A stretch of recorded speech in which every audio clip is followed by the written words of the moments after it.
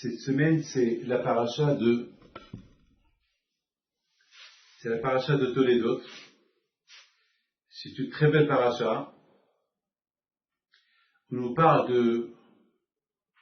que Yitzhak et Rivka, ils étaient stériles. Ils n'avaient pas des enfants. Et la raison pourquoi ils n'avaient pas des enfants, parce que Lavan, il a fait une bracha à Rivka. Il lui a dit que tu réussis, que tu auras beaucoup des enfants. Alors Hachem, qu'est-ce qu'il a fait? Il a fait ce que Rivka, elle est stérile. Pourquoi? Parce que les gens ils vont dire, c'est grâce à la bracha de Lavan qu'elle a des enfants. Lavan, il était un prêtre, Komar. Il bénissait les gens. C'était un grand sorcier aussi. Donc, il va dire, alors tout le monde est au courant de Abraham, Yitzhak, et lui il va se vanter. C'est moi qui ai fait la bracha à ma sœur pour qu'elle ait des enfants, qu'elle a... Bon. Alors Hachem il a fait 20 ans, elle n'a pas d'enfant. Maintenant la question elle est, pourquoi 20 ans? Pourquoi 20 ans? Il doit avoir une réponse. Je ne peux pas vous dire, je ne veux pas rentrer dans les détails. Pourquoi 20 ans? C'est comme ça. Donc, lorsque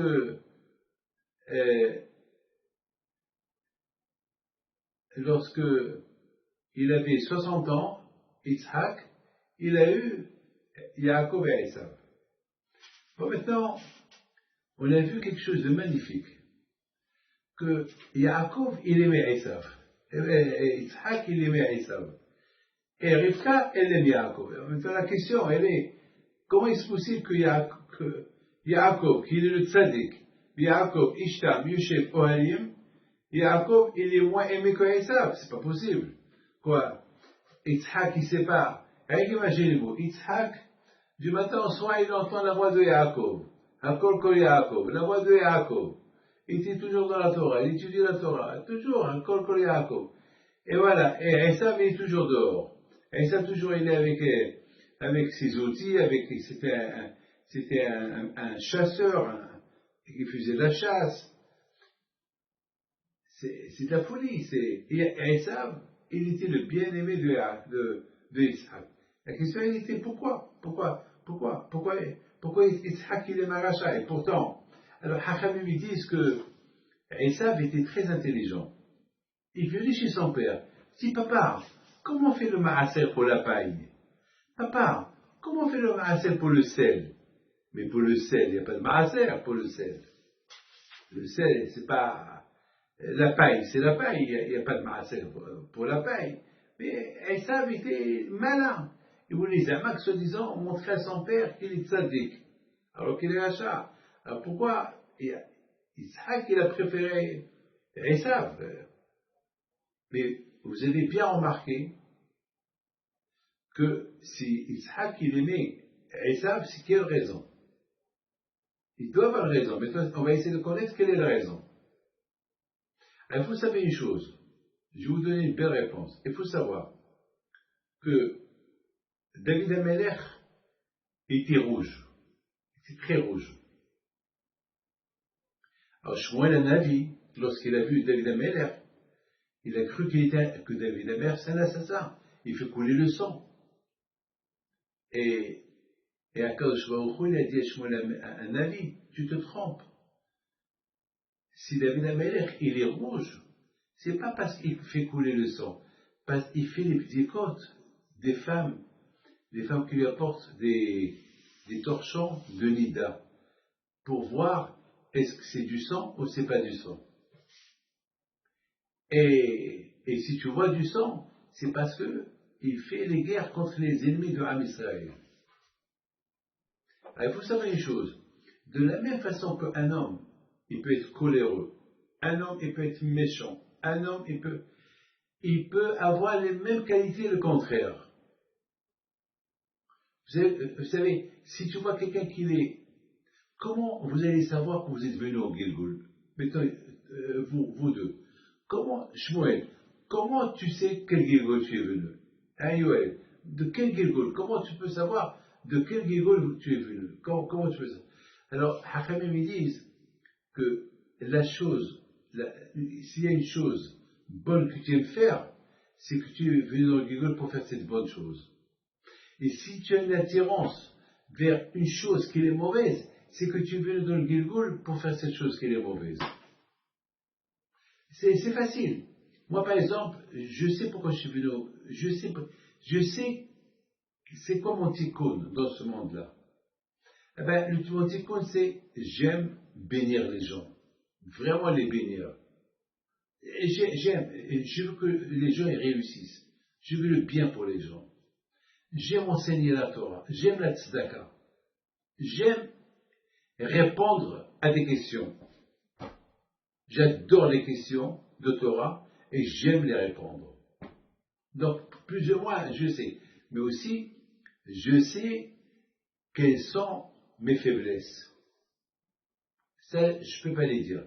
Moi aussi, c'est pas parce que vous voyez une barbe blanche et parce que j'ai des péotes que j'ai pas des faiblesses. J'ai des faiblesses. Et justement, parce que je reconnais ces faiblesses-là, alors je fais tout le contraire pour ne pas tomber entre les mains de ces faiblesses, parce que pour moi, je suis venu réparer ces faiblesses-là. Et je vous donne une chose de mes faiblesses que je peux vous dire, que je n'ai pas honte de le dire.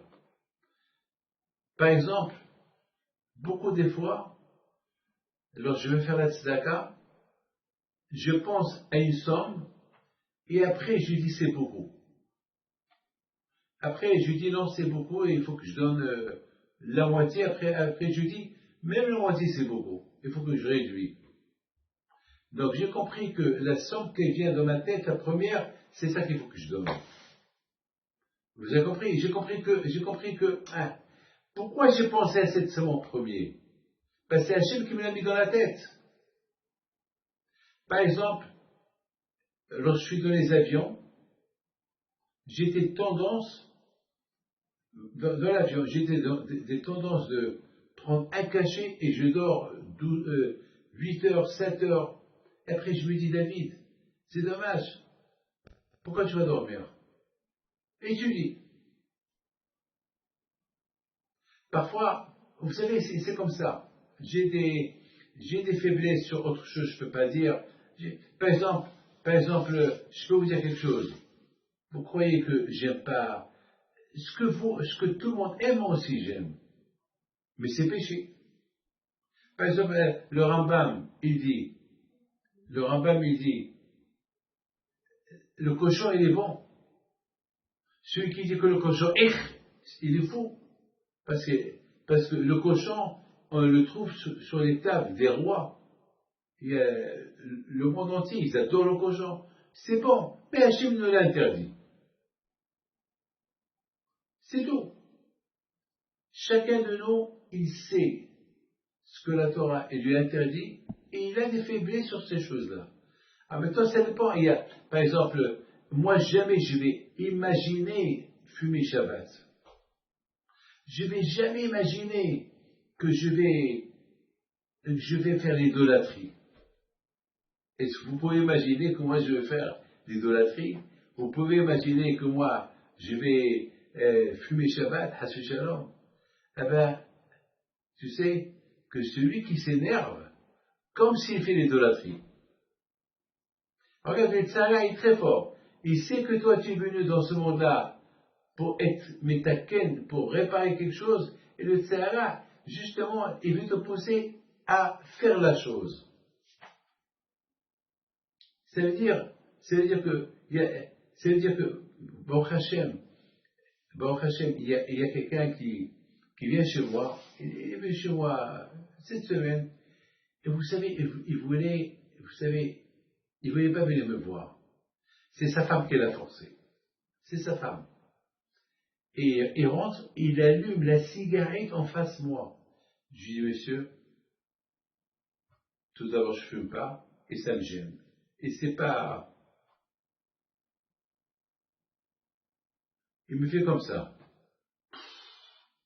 Il se lève, il sort. Et j'étais calme. Ça m'a énervé. J'ai dit, David, calme-toi. Après, il est retourné, il a dit, je suis désolé, excusez-moi. J'ai dit, c'est pas grave. J'ai dit, c'est pas grave. Vous savez, et cette histoire-là, elle s'est passée aujourd'hui. Voilà, à Ashdod. Voilà, aujourd'hui, à Ashdod. Je suis parti, j'ai fait des cours de Torah, et aujourd'hui, ça s'est passé. Et j'ai gardé mon calme. Alors maintenant, vous comprenez pourquoi Yitzhak, il aimait Esav. Parce que autant qu'il était rachat, il peut être tzaddik. On mesure un tzaddik autant qu'un tzaddik. Il est tzaddik, il peut devenir rachat. Je vous apporte la preuve. Yeroboam ben Nevat. Plus que lui. Yeroboam ben Nevat, il pouvait expliquer la Torah en 50 façons. Tous les hachamim de son époque, ils n'arrivaient pas à sa cheville. Et il s'est révolté contre le roi Salomon. Il a eu le courage de se révolter contre le roi Salomon. Il a dit, parce que le roi Salomon, il a construit un palais pour sa femme, qui était la fille de Pharaon, à côté, là où les Juifs se réunissent lorsqu'ils viennent, il vient à Pessah, à Shavuot et Sukkot. Et lui, il a construit un palais. Et Yoram Ben Nevat, il lui a dit, Majesté, au lieu tu ajoutes la place pour les Juifs qui viennent au Beth Amikdash, toi tu as réduit la place pour construire un palais pour ta femme. Et le roi Salomon, Shlomo HaMelech, il a ordonné de le tuer. Il s'est sauvé. Et à cause de ce qu'il a fait, il est devenu un roi. Akash l'a choisi comme roi après la mort de Shlomo HaMelech. Et qu'est-ce qu'il a fait ce Yeroboam ben Nevat? Lorsqu'il est devenu roi, il a détourné les Juifs d'aller à Yerushalayim. Il a construit l'idolâtrie. Il a construit l'Avodah Zara. Lui, il s'est disputé avec Shlomo HaMelech à cause du Beth Amikdash, et lui, il a empêché les Juifs d'aller au Beth Amikdash pour aller, et faire l'idolâtrie.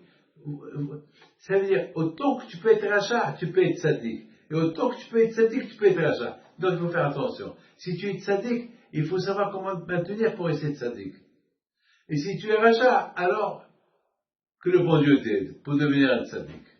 C'est la raison pourquoi Yitzhak Avinu, il aimait Esav. Entre vous et moi, Hachamim me disent que Esav, il avait une qualité extraordinaire. Laquelle? Le respect des parents. À tel point que Rabban Gamliel, il dit, Rabban Gamliel, ou Rabban Shimon ben Gamliel, je ne peux pas vous dire exactement, il dit que moi j'ai respecté mon père, mais pour respecter mon père comme Esav, j'arrive pas à sa cheville. C'est de la folie. C'est-à-dire, on parle ici d'un grand sadique qui a toute sa vie, il a respecté son père, mais lui-même il dit qu'il n'arrive pas à la cheville de Esav. C'est de la folie. Il n'arrive pas à la cheville de Esav. Parce que Esav, lorsqu'il a porté à manger à son père, lorsqu'il a porté un café, il s'habillait avec des vêtements de Shabbat. Il changeait ses vêtements. Nous, Yoel, Shmuel, ton père ou ta mère, ils te disent fais-moi une omelette. Ben, avec ton jean, avec ton pull, comme ça, et tu fais l'omelette à ta mère et tu la portes. Mais Esav, non. Esav, il va changer ses vêtements. Esav, il ne va pas venir avec les vêtements qu'il portait dans la rue. Il va changer ses vêtements. Alors, mes amis, écoutez bien. S'il est capable de faire comme ça à son père, donc, il peut être capable de faire d'autres, parce qu'on dit, mitzvah goreret mitzvah. Oui ou pas? On est d'accord?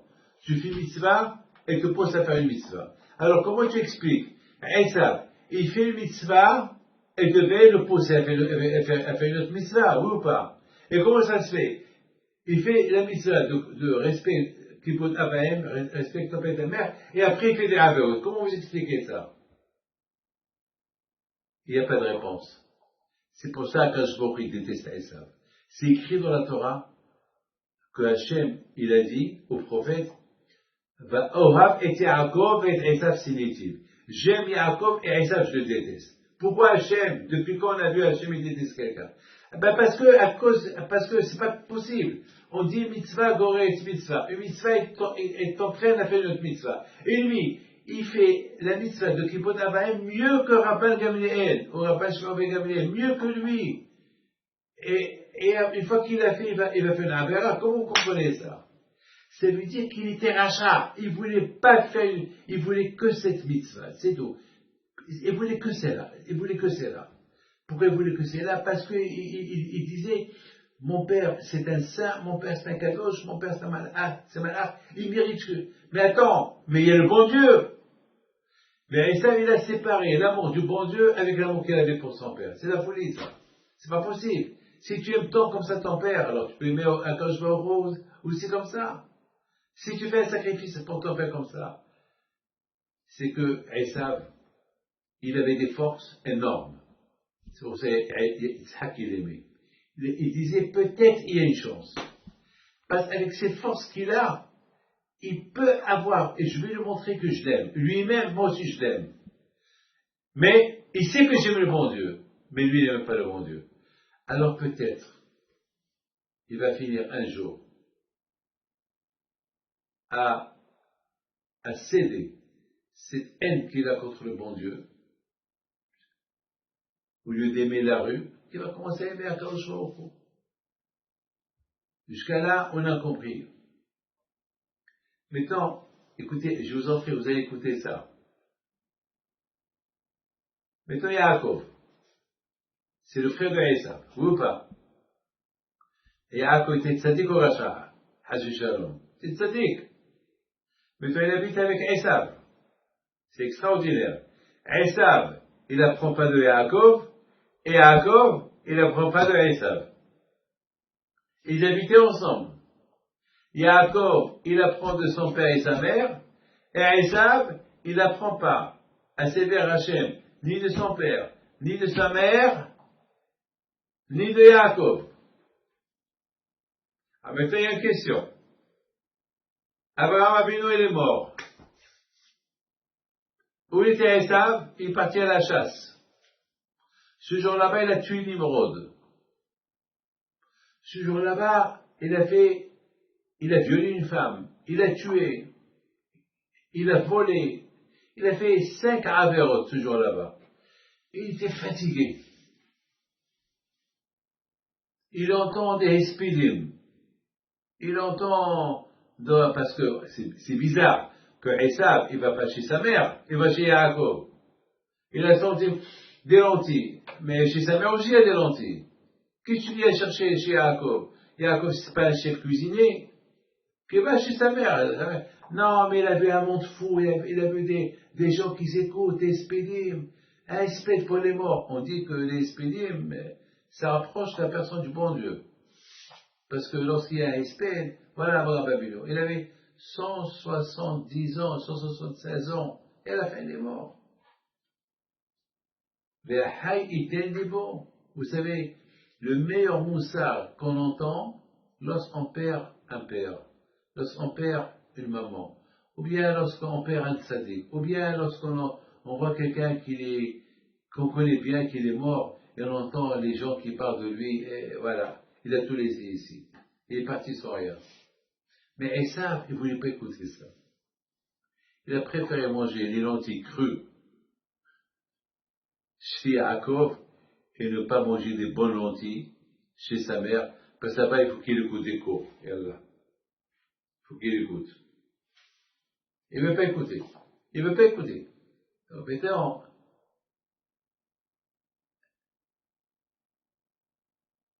Yaakov Avinu, il a dit, c'est maintenant ou jamais, peut-être mon frère va faire la teshuva. Parce qu'Yaakov aussi, il aimait Esav. N'oubliez pas, ils sont jumeaux. Ils sont jumeaux. Les jumeaux, toujours, chacun il fait ce que l'autre il fait. Mais là, on voit que Yaakov et Esav, ils ne sont pas pareils. Un, il est chasseur, il fait la chasse, l'autre, il étudie la Torah. C'est vrai, on est jumeaux, mais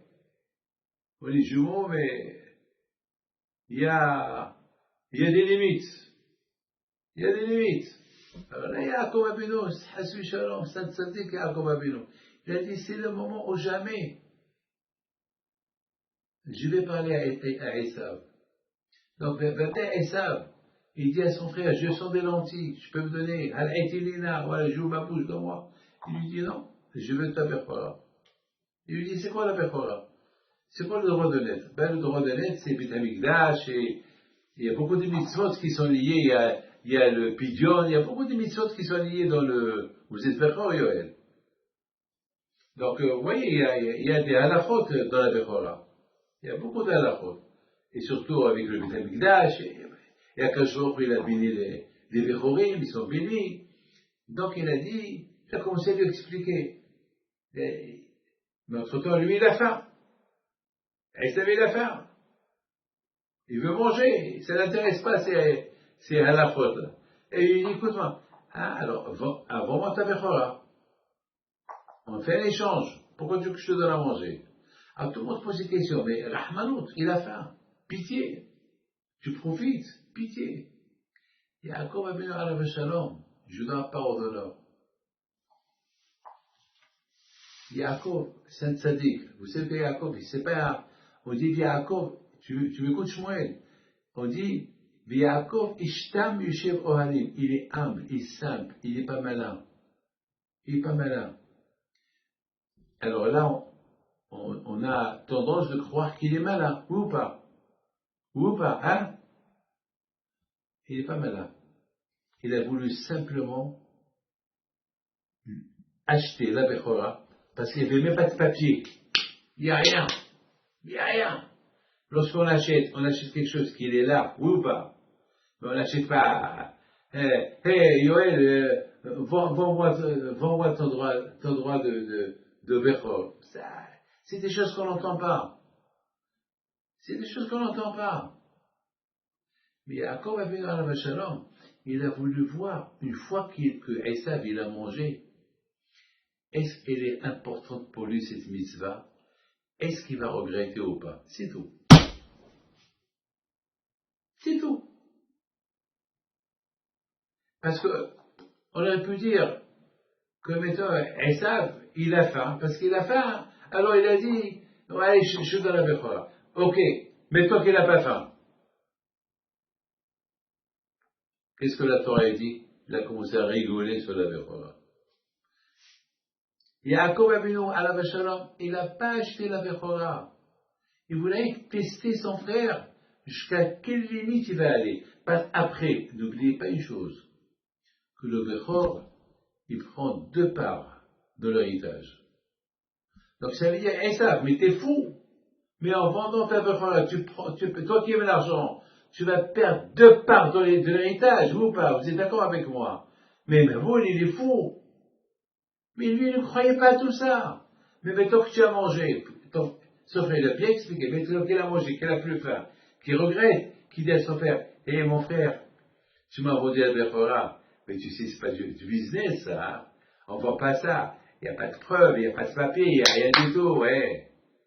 Je t'ai juré, même si je t'ai juré, j'étais patour, j'étais anous, j'avais pas le choix, j'avais faim, j'ai juré sans faire exprès. Il y a beaucoup de gens qui jurent parce qu'ils sont dans le danger. Vous savez que dans la halakha, on peut, vous savez, il a juré, mettons, il a juré, il peut dire, tu sais, j'ai juré comme ça, c'est bidon, ça rien du tout. Je vais faire un tarat nedarim, il n'y a pas de papier entre nous, il n'y a rien du tout. Mais non, ils s'en foutent. Ça veut dire, la Torah ne l'intéresse pas. La Torah, elle ne l'intéresse pas. Malheureusement. La religion ne l'intéresse pas. Le Beth Amikdash ne l'intéresse pas. Le pauvre sans père. Le pauvre sans père, il a tout fait pour peut-être changer son caractère. Parce qu'il a des forces du mal. Alors peut-être, avec l'amour qu'il lui donne, il va changer ses forces du mal et ça va devenir des forces de bien. Vous savez, il y a quelqu'un qui a fait Teshuvah avec moi. Et malheureusement, il a tout lâché parce que il est parti habiter quelque part d'autre. Et après, j'ai entendu qu'il a quitté la religion et tout. Un jour, je l'ai appelé.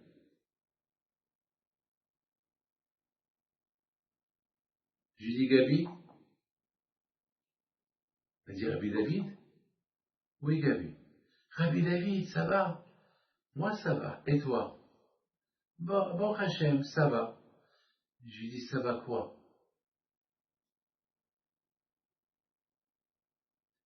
Et ça va avec Hachem, je lui ai dit. Il m'a dit, non, avec Hachem, ça va pas. Je lui ai dit, alors pourquoi? Mais il dit, parce que depuis que je vous ai quitté, je suis tombé. J'étais avec vous, j'étais protégé. Vous êtes parti, je suis parti, on s'est quitté et je suis tombé. Il y a des gens qui ont besoin d'être toujours à côté de leur Rav. Et c'est le Rav qui quitte, ou c'est eux qui quittent le Rav, ils tombent. Yitzhak Abinu, il ne voulait jamais quitter Yitzhak. Yitzhak ne voulait jamais quitter Esav. Il voulait pas. Vous avez remarqué que Esav, il était rachat. Il avait des femmes, il n'a pas quitté son père. Il est resté à côté de son père. Alors Yaakov, Yitzhak Abinu, il a dit, un garçon comme celui-là, nos chemins sont différents. Il n'est pas comme moi, il n'est pas comme sa mère, il n'est pas comme son frère. Il reste avec moi, c'est qu'il peut faire tes chemins un jour. Regardez l'autre. On a toutes les preuves de la Torah. Il était avec Abraham Avinu, il était comme Abraham. À un moment donné, il ne voulait plus être comme Abraham Avinu. Mais qu'est-ce qu'il a dit à Abraham Avinu? On ne peut pas rester ensemble, comme ça. Si tu es avec moi, il faut que tu me ressembles. Il faut que tu sois comme moi. Alors il a dit, alors choisis, tu veux rester avec moi, sois comme moi. Tu veux pas rester avec moi et tu me quittes. Et où il est parti? À Sodome. Ça veut dire qu'il ne veut pas être comme Abraham. Mais par contre, on a vu que Esav, elle a beaucoup de fois, c'est pas écrit dans la Torah que Rivka aimait Esav. C'est-à-dire que beaucoup de fois, Rivka disait à Esav, allez, dégage. Mais de l'autre côté, Esav voyait l'amour de son père. Il l'aimait. Parce que son père, il dit, peut-être, un jour il va changer. Il n'a pas changé. Yaakov Avinu aussi lui a donné une chance. Il a fait faire acheter la Bechora pendant qu'il avait faim. Comme ça peut-être après il va regretter. Et on a vu qu'il n'a pas regretté. Au contraire, il a commencé à insulter. Il a dit, allez, je ne crois pas Tehiyat Amitim, je ne crois pas en Dieu, je ne crois pas à tout ça.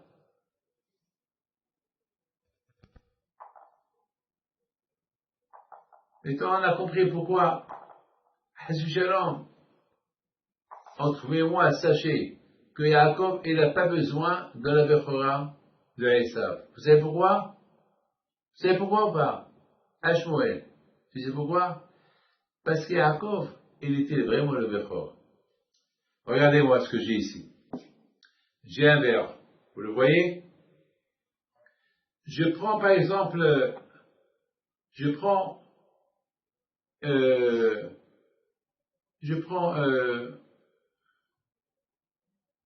pomme, une petite pomme, ou une tomate, une petite tomate. Je la jette dans ce verre-là.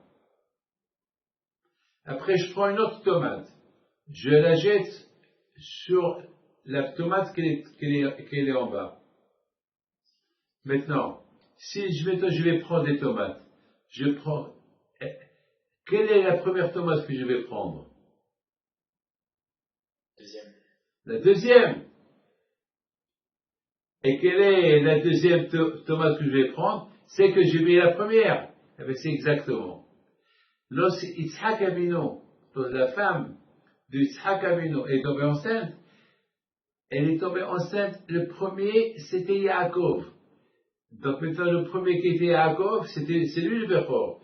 Et le deuxième, c'est Esav. Donc automatiquement, c'est Esav, c'est le deuxième. Mais maintenant, maintenant ils vont sortir au monde, eh ben, c'est Esav qui va sortir le premier. Mais en fait, c'est qui vraiment le vrai Bechor? C'est celui qui est en bas. Donc pour Akadosh Baruch Hu, Yaakov, c'est lui le Bechor. C'est écrit dans la Torah, Bene Bechoré Israël. Bene Bechoré Israël. Yaakov, c'est le Bechor. Donc Yaakov, il n'a pas besoin de le Bechor de Esav.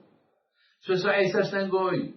Ce soit Esav, les chemins de Yaakov et Esav, ils vont se séparer. Esav, il va partir à Edom. Yaakov, il va partir en Égypte pour être esclave là-bas pendant 400 ans.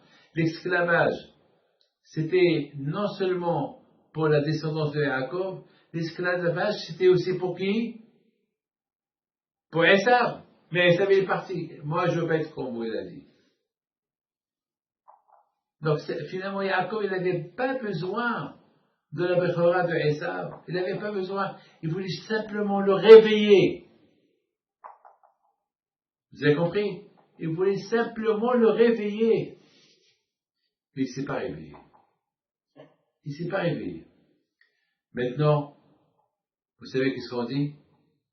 Yitzhak, il a vieilli. Il a dit, bon, dernière chance. J'ai tout fait. Toute ma vie, j'ai fait peut-être que Esav, il va changer ses forces avec tout ce que je fais pour lui. Il habite avec nous. Je ne l'ai pas jeté. Je l'aime. Même Yaakov, il a testé.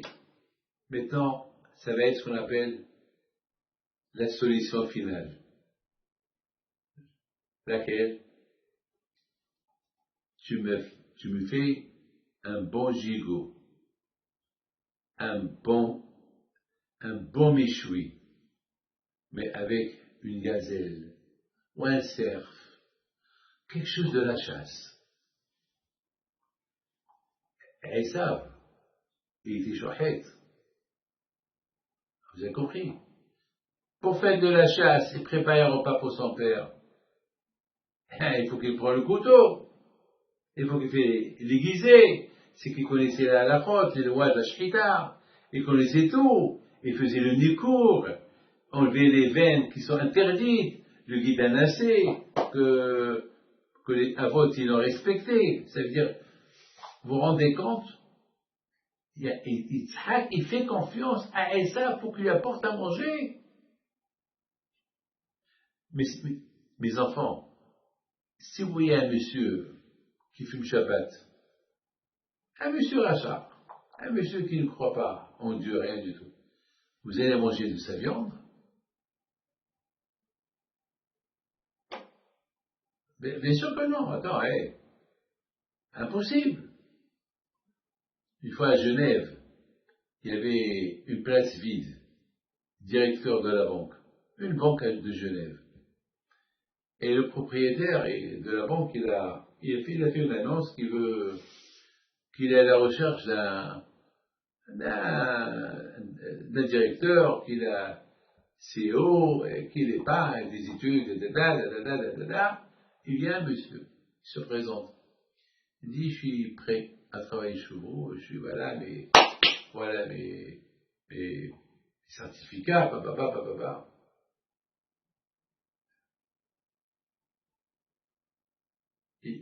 Il vient avec une kippa. Ah, vous êtes juif? Je suis juif.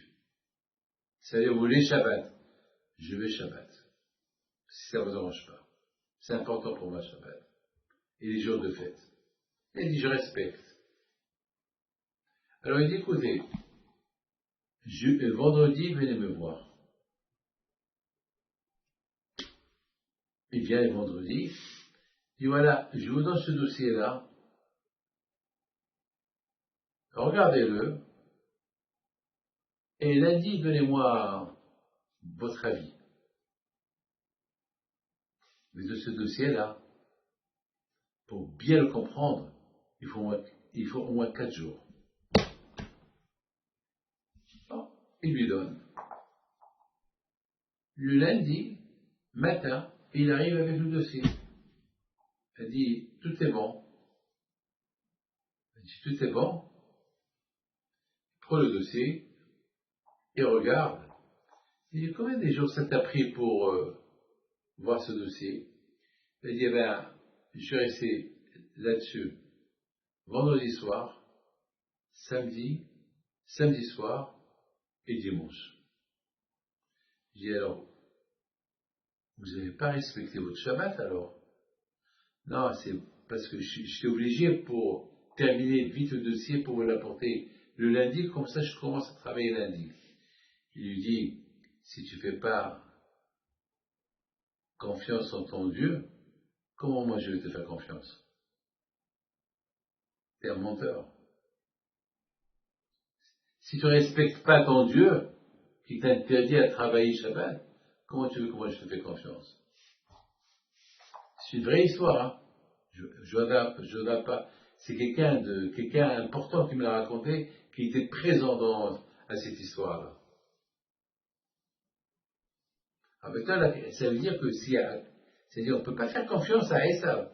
Mais si Yitzhak, il a fait confiance à Esav, c'est que il y a des chances que Esav, il va faire du beau travail. Parce que Yitzhak, il a dit à Esav, je te donne une beracha jusqu'à la fin des temps. Mais tu fais pour moi ça. C'est une beracha que tu vas jamais regretter. Tu auras l'argent, tu auras la terre d'Israël, tu auras tout. Mais tu fais de la bonne shrita. Ça veut dire que Esav, il était un bon shochet, il était un bon mashiach. Il avait un bon fond. Celui qui a un bon cœur, celui qui respecte son père et sa mère comme qu'il faisait, c'est qu'il peut avancer. Il avait toutes les qualités, même voilà, son père, il lui donne la chance de sa vie. Yitzhak, il s'est dit, si Esav, il fait ce que je lui dis, et il sait très bien que la bracha, elle est liée avec la émouna. Shmuel, Yoel, si je vous fais une bracha, c'est que vous êtes croyant. Si je vous dis, je vous fais une bracha, mais je veux que vous courez 10 kilomètres, sans s'arrêter. Et vous allez courir 22 kilomètres sans s'arrêter. Et moi je vous dis, mais pourquoi vous faites ça? Parce qu'on veut la bracha. C'est-à-dire que vous croyez dans la bracha. C'est Esav, il est parti en écoutant son père, c'est qu'il croit dans la bracha. Tu crois dans la bracha. Alors, comment est-ce possible? Toi, Esav, qui crois dans la bracha, qui crois en ton père, comment est-ce possible que tu apportes à ton père la tête d'un chien? Parce qu'il est parti faire la chasse, il n'a pas trouvé de chasse, il a trouvé un chien, il a porté un chien. C'est ce que tu donnes à ton père, un chien rôti. Alors c'est dit qu'à Esav, il veut la bracha. Il veut la bracha de son père. Mais il ne veut pas que dans cette bracha, il y a Dieu. Vous avez compris? Il veut la bracha de son père. Il ne veut pas que dans cette bracha, il y ait le bon Dieu. Il s'en fout du bon Dieu. Il veut la bracha. Mais c'est pas possible. Une bracha sans Hachem, c'est pas une bracha. C'est Hachem qui donne les brachot. Yitzhak, il demande à Hachem. Lorsque je fais une bracha à quelqu'un, pourquoi moi je suis le bon Dieu? Moi je prie un bracha avec l'aide de ce Rabbi Pinto, pas le mérite de Tzadikim. Lorsque vous venez chez moi, vous croyez que moi je suis un magicien? Vous croyez que moi je veux faire des choses surnaturelles, je prie à Kadosh Baruch Hu. Et à Kadosh Baruch Hu vous donne. Yitzhak Abinu a dit, Esav, sans problème, si elle n'arrive pas à surmonter ces épreuves, il a un bon fond. Il faut l'allumer, il faut allumer l'étincelle. Lui, il aime l'argent, alors je vais l'allumer avec l'argent, je vais lui donner toutes les brachot du monde. Toutes les brachot du monde, je vais lui donner. Et en plus, il va m'apporter quelque chose de sain, la shkita, un bon gigot. Il va courir, il va sauver ça qu'il trouve. Et il va me porter un bon repas. Alors là, il est obligé de suivre. Parce qu'il sait que la bracha, elle est liée avec Hachem. Vous avez compris? Donc il est obligé de faire ses chouva. C'est que, mais Esav, de toute façon, si je fais plaisir à mon père, il va me faire bracha. Mais moi, je vais utiliser la bracha que pour mes intérêts personnels. Mais ça marche pas. Ça marche pas comme ça. Et étant donné que Hachem, il a vu que Yitzhak, il allait faire une bêtise, bénir un rachat qui venait porter une tête de chien, alors vite Hachem, il a mis dans la tête de Rivka de pousser Yaakov à porter à sa place, recevoir les brachot, et voilà. Et qu'est-ce qui s'est passé? Les chemins de Yaakov et Esav, ils se sont séparés. Parce qu'Esav, il n'a pas admis ce qu'il a fait. Il a tout perdu là. C'est fini. Il a montré sa riche route. C'est comme le cochon. Le cochon, il montre ses pattes. Vous savez que ses pattes, c'est les signes d'une BMA qui est cachère. Mais lui-même, il n'est pas cachère. Alors, Esav faisait comme ça. Voilà, regardez-moi, je suis cachère, je suis bien, je suis super. Mais son fond était zéro. Voilà. Qui a causé la séparation éternelle entre Yaakov et Esav? C'est qui? C'est Yitzhak. Pourquoi? Pour deux raisons. Première, le fait qu'il a voulu maintenant passer à l'action finale, qui va être décisive, ou Esav va changer, ou va pas changer, alors à partir de là, je vais faire une croix sur lui. Et la deuxième, parce qu'Yitzhak, il a vu qu'il n'y a aucune chance pour Esav de retourner vers Hachem. Et donc Esav, il est rentré, il dit, papa, je t'ai apporté à manger. Mais non, j'ai déjà mangé. Ton frère, il est venu, il m'a donné à manger. Mon frère, le malin, il m'a pris la Bechora, il m'a pris la Bracha. Alors Yaakov, Yitzhak, il a dit, ah ben, j'ai bien fait alors. Moi, je voulais bénir le Bechor. Puis je lui ai vendu, il mérite. Mais, Yitzhak, il a fait ça exprès. Au général, imaginez-vous, Shmuel, que vous allez voler à Yoël son portefeuille. Et Yoël, il rentre, il cherche son portefeuille, il ne le trouve pas. Et votre papa, il va dire, hé, Yoël, tu sais qui t'a volé le portefeuille? C'est Shmuel. Vous n'allez jamais lui pardonner. Eh bien, exactement. Yitzhak Avinu alav shalom, il a dit, puisque Esav, il ne veut pas changer, alors c'est fini. Alors, je vais les séparer à vie. Ils vont se séparer. Je vais les séparer. Comme ça, chacun prend son chemin.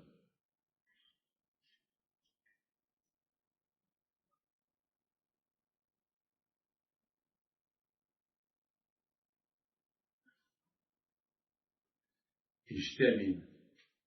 La Torah parle beaucoup. Les puits qu'Yitzhak il a creusés à Grave. Il a creusé là, il a creusé là. Et les Pélichim, ils ferment là, ils ferment là. Lui, il creuse, il ferme. Moi, j'ai expliqué dans Paha David, j'ai expliqué que les puits, c'est la Torah. Là où il va Yitzhak, il va ouvrir une yeshiva, où il y a la Torah. Les Pélichim, ils vont la fermer, ils ne veulent pas la Torah. Parce qu'Yitzhak, il a ressemblé à son père, comme son père, il a diffusé le nom d'Hachem partout. Alors Yitzhak aussi, il a suivi. Mais les gens de Pélichim ne voulaient pas. Ils ne voulaient pas la Torah de Yitzhak. Alors il fermait les yeshivot. Et lui, il ouvre, il ferme. C'est comme les Sahara. Il vient chez toi, Yoel, il vient chez toi. C'est comme une mouche. Elle vient, et tu la jettes, et elle retourne, et tu la jettes, et elle retourne, et tu la jettes, et elle retourne. Yitzhak Abinu alav shalom, il ouvre. Et le Sahara, il ferme. Et il ouvre, il ferme. À la fin, le Sahara, il a ras-le-bol. Alors à la fin, l'échiva est restée ouverte. Alors comment il l'a appelé? Ah, maintenant que les Pélichim n'ont pas fermé, alors ça veut dire que la maintenant, ça y est, on a gagné le Sahara, on a gagné la Torah, maintenant on peut continuer. Voilà, que Akadosh Baruch Hu vous protège, et vous donne Bracha, Tzlacha, B'Yehud.